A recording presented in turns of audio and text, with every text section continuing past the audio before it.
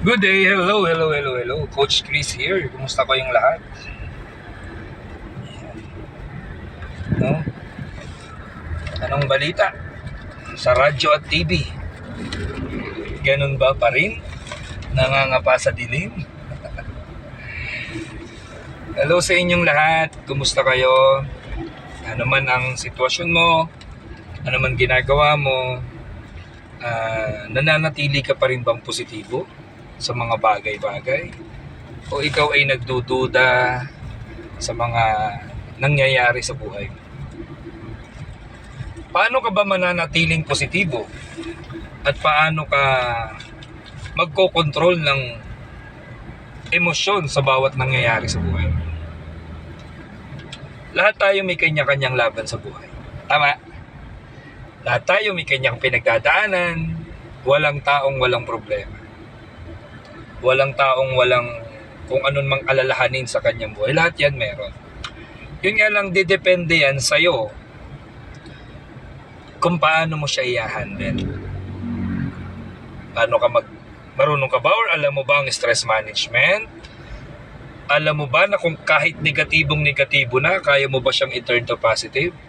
O kahit galit ka na sa nakagawa sa'yo ng kapwa mo, paano ka mananatiling kalmado? Chill. Sabi nga, kalma ka lang. Relax tayo, di ba? Alam nyo guys,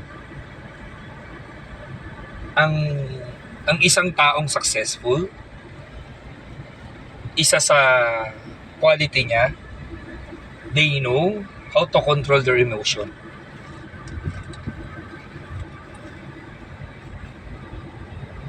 Paano mo i-handle yung bawat sitwasyon? Di ba? Lahat kayang matutunan. For me, lahat kaya.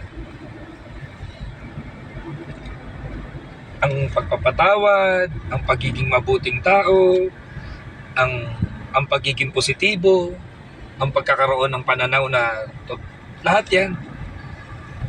Parang pagmamaneho. Di ba? Sa umpisa, bano ka, syempre, di ba?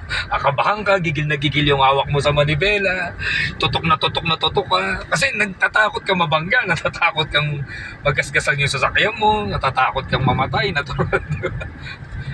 Pero pag ang isang bagay na master mo, pwede mo sabihin, ganun lang pala yun. Kaya ko palang hindi pa sa hawakan yung manibela ko dahil alam ko na yung control ng sasakyan. Kahit nasa sigsag ako tulad nito, kahit pala nung ikot nito, alam ko na yung magiging kurbada nito. Kasi nasanay na ako. Ganon din po sa buhay. Parang pagmamaneho lang yan. Lahat ng bagay na hindi mo alam, lahat ng skills na hindi mo alam, pwede mong matutunan kung willing ka. Kasi iba yung gusto sa desidido. Gusto mo matuto magmaneho, dapat desidido ka matuto. Gusto mo matutong lumangoy, willing kang mag-aral paano lumangoy. Ganon din po yan. Pero kung ikaw yung taong stagnant, okay na ako eh. Ganito lang ako, hindi ko na kailangan matutunan yun. Diba? Pero aminin mo sa hindi, ikaw nai-stress ka din. Aminin mo sa hindi, nani-negative ka rin. Aminin mo sa hindi, ikaw minsan hindi ka nagdududa ka sa kakayahan mo sa sarili mo na kaya mong gawin yung isang bagay. Tama? Ganun po yun. So, pinaka-importante sa lahat is yung making decision. Yun ang dulo na itong video to. Magkaroon ka lagi ng mga simple at tamang desisyon sa buhay mo. Diba? Dapat alam mo yung gusto mo. Gusto mo matuto nito, gusto mo matuto nito, dapat focus ka at decided ka na gawin yung isang bagay na yun. Kasi pag nagsimula sa isip mo, gusto ko to, gagawin ko to, eto ko. Sa isip mo na, mararamdaman mo siya. Mind, heart, and body. Susunod yung katawan mo ngayon.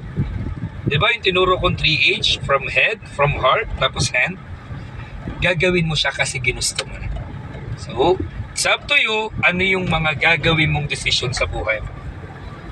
Last, kung sino ka ngayon, resulta lahat yan ng ginawa mong desisyon noon.